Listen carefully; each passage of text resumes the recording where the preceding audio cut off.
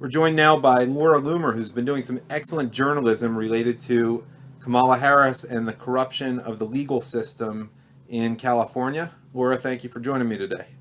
Thanks for having me. I've been missing you on Twitter. You've been a little bit shyer on there, so I had to get you on here today. But we hope the tweets, more frequent tweets, will be coming back for you soon, even though you're still on there. Yeah, unfortunately, that's not by my choice, but I miss Twitter as well. Yes, Laura, I am mentioning you can find her at the Rebel Media. Not that that's any relation to her not being there on Twitter or something. But anyhow, let's get to this story, which was very well produced, and I recommend that people look up at the Rebel Media about what happened in California involving Islamophobia, whatever. Maybe you could take us from the beginning. We do have enough time here. I'm leaving 20 minutes for you on this segment. So, last year, a man by the name of Mark Fagan was arrested and was charged with annoying phone calls and, a hate crime and making a criminal threat against the Islamic Center of Southern California. Kamala Harris made a huge deal about it with the Los Angeles Police Department. It was a national story, and they confiscated his guns and put them on display, and they accused him of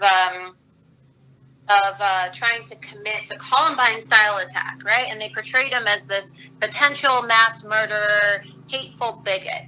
So, this guy, his life has been just living hell throughout the past year, and he's had to go to numerous court dates and has been given plea deals. And, I did an investigation into his case, and new evidence shows that he wasn't the individual who made this threatening phone call to the Islamic Center, despite the fact that he was charged for it. The phone records reveal that the individual who made the phone call is Michael Slauson, who is the son of a democratically appointed Los Angeles Superior Court judge by the name of John Slauson.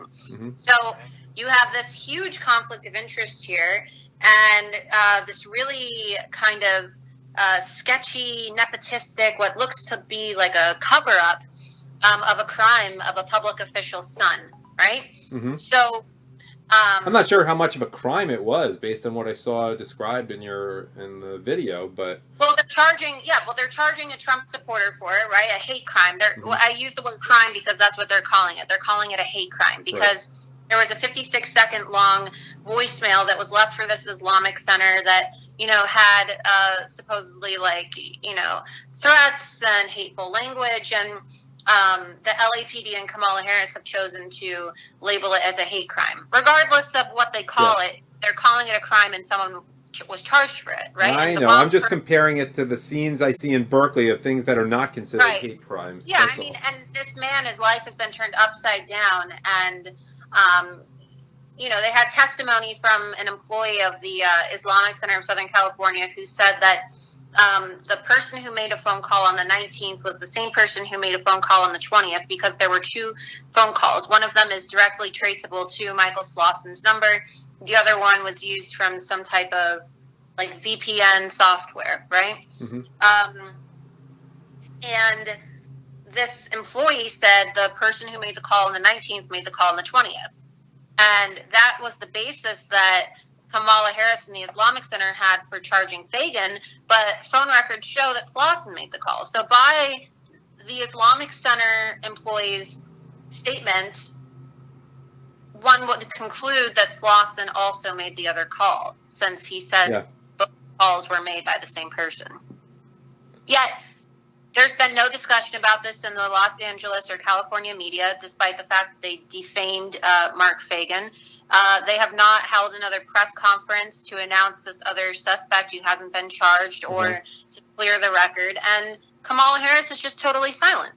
Right. And she has been... When did she leave the position as Attorney General of California?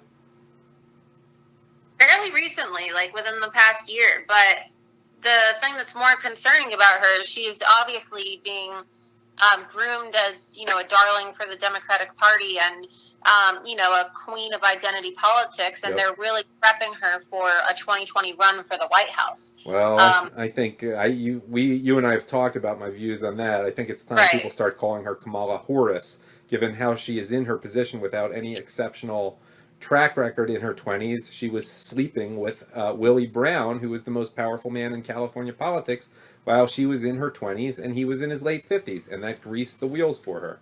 And I think people need to know this about her.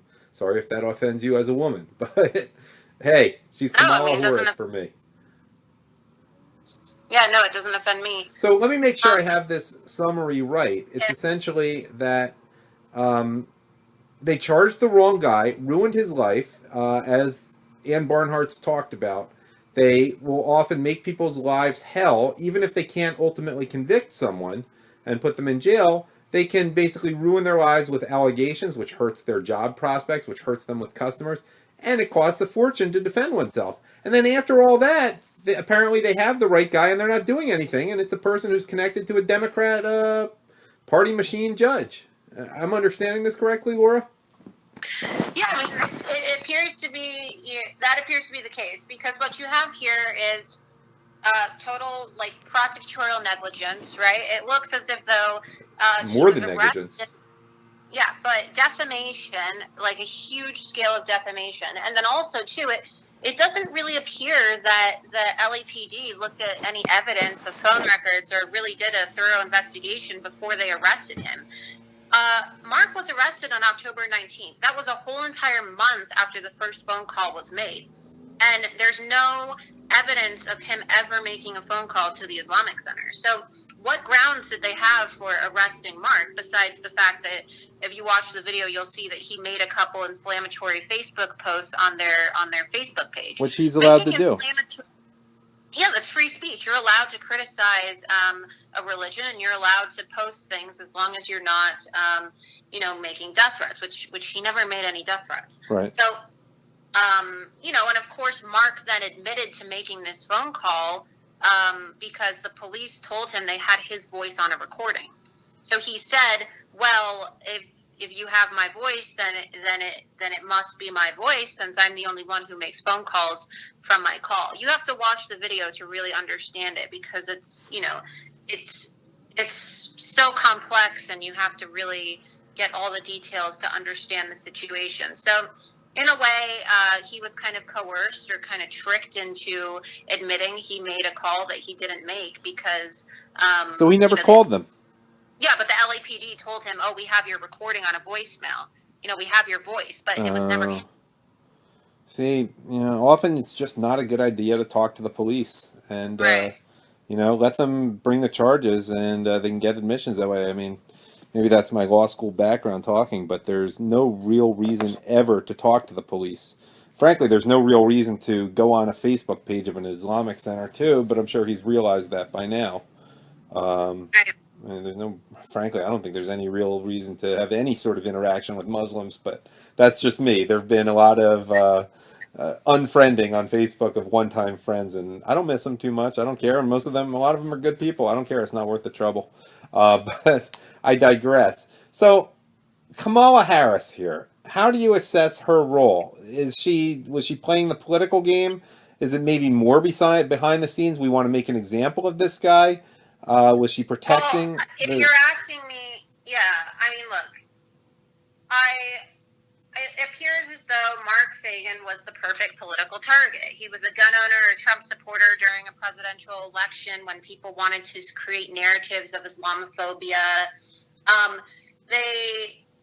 Kamala Harris at the time was the Attorney General, right? Mm-hmm. And she oversaw this case, and was majorly involved, because this was a huge national story and got a lot of attention in the California media. So Kamala Harris sends Fagan a plea deal, right? And it says, okay, you have to plead guilty to a felony, and these are the requirements in the plea deal. 5 years of formal probation, sensitivity training, community service supervised by MPAC. MPAC is one of these pro-terror organizations that defends terrorists who have faced trial for committing acts of terrorism. So, she's going after a Trump supporter, and then what is his punishment for a crime he didn't commit? Oh yeah, go do community service for terrorists. You have to sticking his face in it, basically. An apology letter to the victim, So make an apology letter to the Islamic Center for something you didn't do. Restitution, donations, and denouncing the alt-right and KKK. So she's like insinuating that he's a racist or a member of the KKK when really this guy's half Catholic, half Jewish, and considers himself to be, a scholar on African American history, making him like a less than ideal candidate for the KKK. Right. I mean, what the hell did the KKK even have to do with this? I mean, it's just the nerve of these people. And the alt-right also. I mean, this was prior to, everything that we just saw now with the alt-right. But, like, even if he was a member of the alt-right, which he's not, he's a libertarian Trump supporter, why would you ask somebody to denounce a political ideology? I mean, since when is it appropriate for public officials and law enforcement to demand in a legal letter? It's so not right. As a form of the prosecution, demand that you denounce a political ideology. It's amazing. I mean, what country are we living in that they can do this? How someone is not removed from office for even suggesting this is beyond me. I mean, it's so inappropriate. Could you imagine doing that on the other side? Making some black suspect denounce Black Lives Matter? I mean, could you imagine what would happen to the prosecutor? Probably rightfully so if they did that. I'm sorry? Well, no, I said it's insane. I mean, it just, what kind of world are we living in? I mean, this is all political, and they wanted to use it. I don't remember them actually milking this for that much during the campaign, but maybe they wanted to have it in reserve. Who knows? Right. Speaking of and then it's so funny, too, like, sending this story around on a side note. Obviously, the media doesn't want to cover this story because, look, the media ran with the story nonstop of this Trump supporter who's an Islamophobe who wanted to murder all these innocent Muslims inside a mosque. Sounds like, your ideal Democratic Hillary Clinton election story, right? But now that all of this new evidence is coming out and it shows that they totally defamed an innocent man, I'm getting replies back from the people who covered the story originally saying, I'll read you one. Please get your fake news out of my inbox or learn how to cite sources. And they're claiming that the documents that I've provided are not legitimate documents. So, this is just the left-wing mainstream media that is literally determined to undermine Trump, destroy his base, label all right-wingers as Nazis, Islamophobes, KKK, racists. That's their agenda. They just don't really seem like, and we all know this as well, they just don't really have, any desire to correct the record. You would think that somebody would want to correct the record after slamming a person for a crime they didn't even commit. Why? I mean, look, this is the kind of thing that I'm sure John McCain, if he thought of it, and people like Bob Corker would condemn. I mean, you might even get condemnations for Rex Tillerson and Gary Cohn. I mean, that's what we're dealing with right now. That's the reality. It's just scary to think because, people don't think. These are the individuals who are planning on runs for 2020. Kamala Harris is definitely looking to run for president in 2020. And people complain about Trump right now. Imagine having a president who would arrest you and claim that they had evidence that they don't even have, right? So lie about evidence that doesn't even exist. Cover for the son of a Democratic politician and accuse you of being a racist and planning a massacre that you never did. I mean, that's what we're facing. We could potentially have more politicians who just want to label all Trump supporters and conservatives as criminals and destroy our lives, take away our livelihood, and just... That's the goal. Incapacitate us. And Barnhart has been talking about that, and they're using the SPLC and the ADL very effectively for that, right. Labeling people hate. And look, I hope one day we get to say with a smile on our face, payback is a bitch. And I remind people they got to Google the essay "Enemies" by John Walker.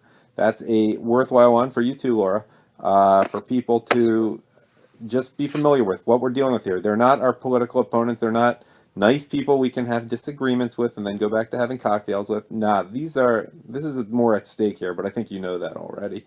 All right, Laura, let me tell you've been limited on Twitter, and I mentioned that you work for Rebel Media. What are some of the things you would have been tweeting about if you had been spending more time on Twitter in the last couple weeks? Well, definitely all of this controversy surrounding Bannon and Gorka leaving the White House, Arpaio being pardoned, which is great news, of course. I love Arpaio. And, of course, this horrible natural disaster that we're seeing in Texas. And, many other issues as well. Okay. But Take us through what we may have been missing out on in terms of what you would have been saying on Twitter about Houston, for example, or whatever, or Gorka, or Berkeley this weekend. Just what's on your mind about those things. I want to make sure you have. Well, I was in D.C. this weekend when news broke of Arpaio getting the pardon, and then right after that, Gorka resigning. And, I think it's a real shame because if you look at, the pillars of Trump's campaign, you have issues of radical Islam and terror that Trump put at the forefront and vowed to combat and vowed to make a key part of his administration. But all of the individuals who are necessary or were brought on to actually fulfill those goals are leaving, and it just seems like Trump's cabinet is becoming, it's becoming full of these never-Trumpers and people who have policies and ideas contrary to what he promised the American people. And then the people like Gorka and Bannon who are most capable to make sure that these policies, these America First policies, were put in place. It's like a total purge. And so, a lot of people, when I was in D.C., were questioning the direction of the presidency. Some people went as far as saying that the presidency is dead. It's a shame to watch, but it just makes you wonder why President Trump is surrounding himself with people like Rex Tillerson, for example, who said that the president speaks for himself, not for us, right? People who continuously put down the president, undermine him, disrespect him, and really just are not loyal to him, right? And the irony is he's someone who prided himself on demanding so much loyalty. I've never seen anything like this in terms of disloyalty to a president. Talks about how loyalty is so important. I remember that was such a key aspect. He said, we need more loyalty. Not too long ago, he gave a speech, actually, and said we need more loyalty. And I think that was prior to Priebus leaving. But, he talks about loyalty, yet he surrounds himself with all of these unloyal individuals. And then he talks about fighting the globalists and, this swamp. Yet his own daughter, who's such a key part of his administration, is partying with George Soros and horrible swamp creatures in the Hamptons. Wait, whoa, what? I didn't even hear about that. Oh, yeah, no, Ivanka, I saw this report.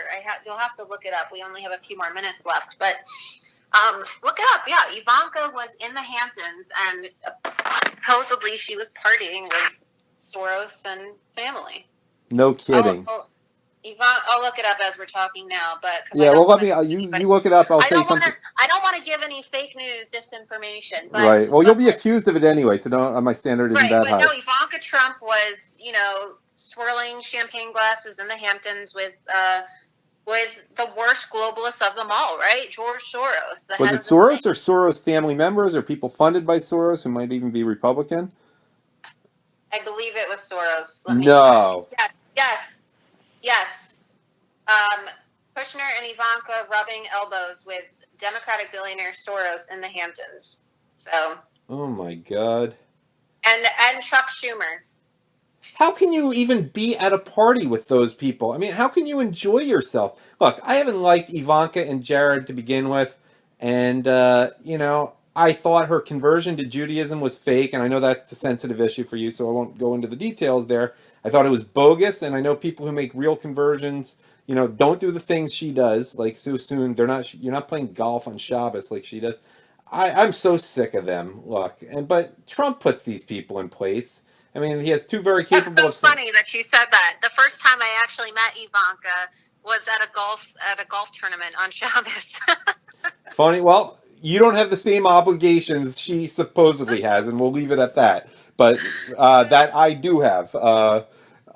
For sure. But you know what? I just have to laugh about the Hamptons because I'm in Northeast Florida, and while I did get a little bit of a rash from going in the ocean, it's everyone makes such a big deal about the Hamptons and Cape Cod, and I just have to laugh because this time of year the water is so pleasant here. I would so much rather be in the Daytona Beach or Jacksonville Beach area, and I got a real treat last week when I went to the Gulf of Mexico and went to Clearwater Beach. Just the Hamptons suck compared to Florida. That's my view. It's Yeah. like, and the people are so much cooler here in terms of like people you'd actually want to be around. You go to a bar and it's pretty conservative. I mean, how I couldn't stand it. Was fun, like when I was in my mid 20s. I went there one summer, did a share of a place, but just the whole concept of the Hamptons is a joke to me because it's just so quieter at the beach here, and it's so much better. Not that I want liberals coming down here, but I love the beach so much better in Well, Northeast Florida you in talk summer. about draining the swamp. I mean, an extension of the swamp, the Hamptons. That's where everybody in the swamp goes to vacation, right?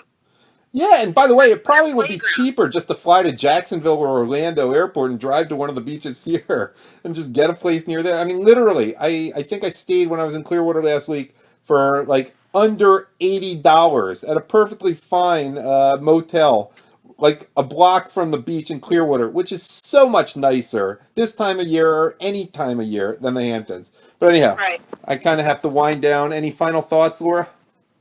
That's it. All right, thanks for coming on today. Yeah, thanks for having me.